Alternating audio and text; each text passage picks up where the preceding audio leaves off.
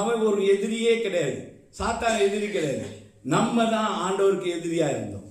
நம்ம தான் எதிரி. சாத்தான் அவனை கடைசியில் அவனை அழிக்கும் போது பார்த்தீங்கன்னா நாசியின் சுவாசத்தினால அவனை அழிச்சு போட்டுறார். அவர் தேவனாக கல்வாரி சிலுவையில் அவர் மரித்து அவனை ஜெயிக்கல. அவர் பிந்தின ஆதாமாக ஒரு மனிதனாக சாத்தானுடைய தலையை நசுக்கினார். தேவனாக வர வேண்டிய அவசியமே கிடையாது.